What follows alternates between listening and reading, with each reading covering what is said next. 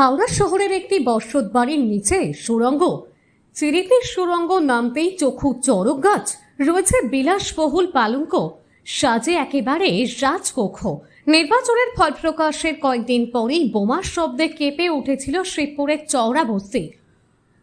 মুহুর্মুহু বোমা বর্ষণের সঙ্গে চলেছিল বেশ কয়েক রাউন্ড গুলি। এই ঘটনায় কার্যত আতঙ্কিত হয়ে পড়েছিল সম্পূর্ণ শহর। মধ্য হাওড়ার এই ঘটনায় প্রধান অভিযুক্ত হিসাবে উঠে এসেছে শামীম আহমেদ ওরফে বরের নাম। স্থানীয় এলাকায় তৃণমূল নেতা হিসেবে পরিচিত এই ব্যক্তি একাধিকবার তৃণমূলের মঞ্চে দেখা গিয়েছে তাকে। বোমাবাজির অভিযোগও তার নামে বর্তমানে গাঢাগা দিয়ে রয়েছে। এই বরের ঘর তল্লাশি করতে গিয়েই প্রকাশ্যে উঠে এসেছে চাঞ্চল্যকর ছবি। সোমবার শামীম আহমেদের বাড়িতে তল্লাশি চালায় শিবপুর থানার পুলিশ। তবে তার খোঁজে পুলিশ বাড়িতে ঢুকতেই মেঝে থেকে সুড়ঙ্গ পথ খুঁজে পান। দেখেন ঘরের ভিতরেই রয়েছে সুড়ঙ্গ। সেই সুড়ঙ্গের নিচে নেমেই কার্যত চোখ কপালে ওঠার জোগাড়। সুড়ঙ্গের মধ্যে কার্যত পাকাপাকি থাকার এলাহি বন্দোবস্ত রয়েছে, একাধিক ঘর, এমনকি পালানোর রাস্তাও করার রয়েছে। তবে সবচেয়ে বেশি অবাক করবে ঘরগুলির বিলাসবহুল আসবাবপত্র ও চোখ ধাঁধানো ইন্টেরিয়র। রয়েছে দুর্দান্ত ডিজাইনের মূল্যবান খাট, দামি আলমারি। ঘরগুলির সাজসজ্জার পেছনেও খরচ করা হয়েছে বিপুল অর্থ। বাথরুম ব্যবহার্য জিনিস, এমনকি বাথটবটিও অত্যন্ত মূল্যবান। তল্লাশি চালাতে গিয়ে কার্যত অবাক হয়ে গিয়েছেন পুলিশ কর্মীরা।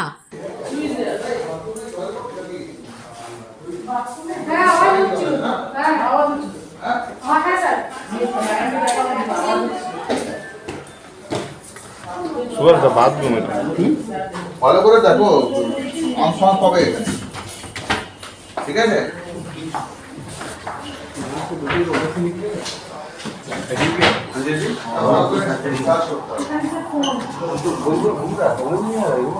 কোথায় থেকে কোথায় আসছি বুঝতে পারছি না। কিভাবে বাড়িটা বানিয়েছে আমার সুড়ঙ্গের মধ্যে সুড়ঙ্গ রেখে বাইরে বুঝতে পারবে।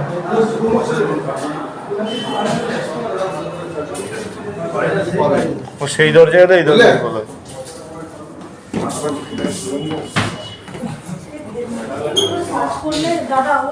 এখানে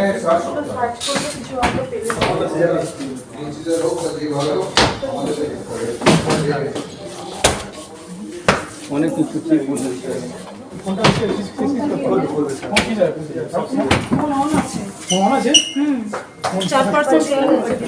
কার ফোন দেখি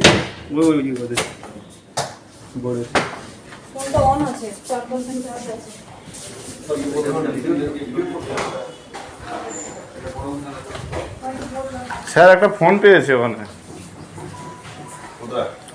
ওই আলমারিতে ছিল।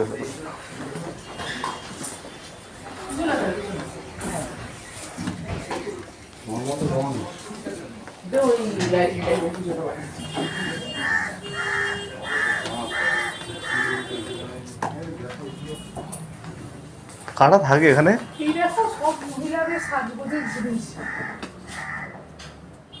আমরা সারা জীবন চাকরি করে এরকম করতে পারবো না মানে।